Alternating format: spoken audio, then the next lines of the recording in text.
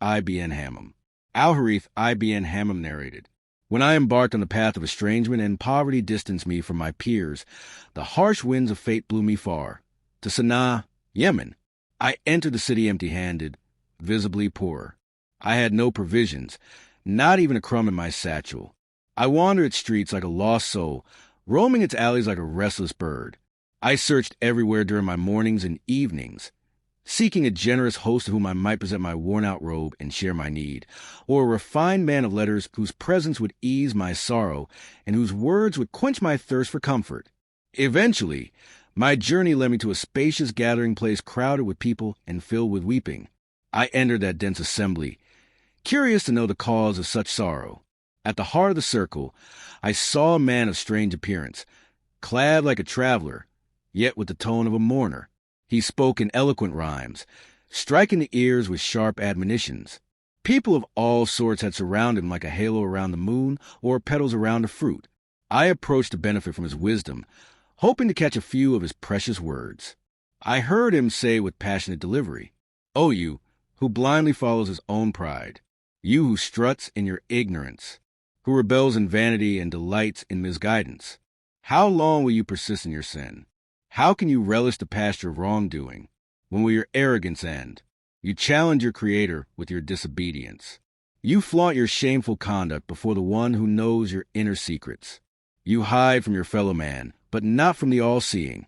Do you think your condition will help you when your end arrives? Will your wealth save you when your deeds condemn you?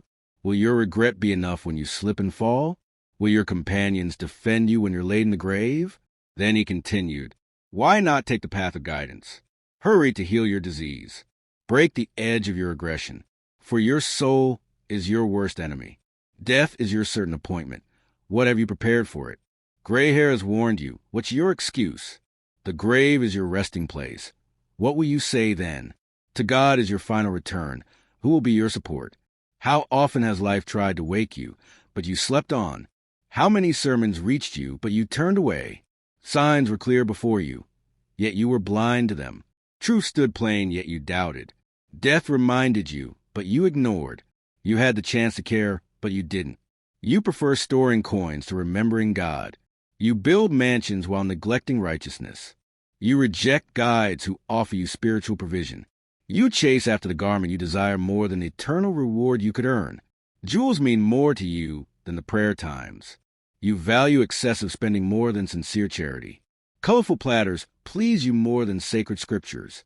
The jokes of your companions amuse you more than the Quran. You preach virtue while violating its bounds. You warn against evil, then engage in it.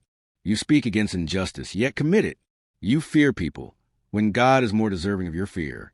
Then he recited, "Woe to the one who seeks the world, throwing himself into its temptations.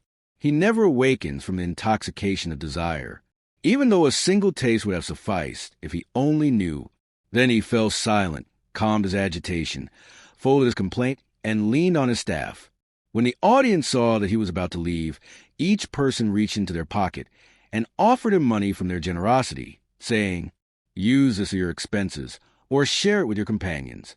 He accepted it quietly, thanked them graciously, and began bidding farewell to those who came with him, so that his destination would remain unknown.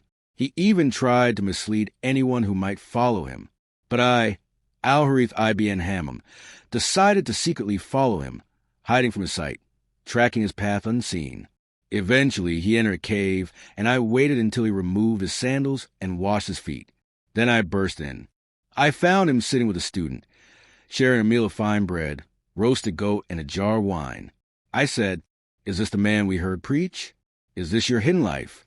He sighed deeply, like a man under a scorching sun, nearly bursting with rage. He stared at me until I feared he might attack. But when his anger cooled, he recited, "I wore the preacher's robe, seeking sweet delicacies, and cast my net into every stream for a catch.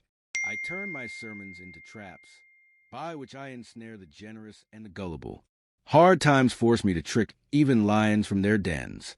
Yet I never feared fate, nor did greed lead me to disgrace. If the world were fair, those unworthy would not hold power." Then he said to me, "Come, eat, or, if you prefer, rise and speak."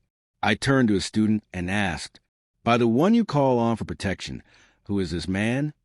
He replied, "This is Abu Zayd al-Saruji, the land of the strangers, the crown of the literati."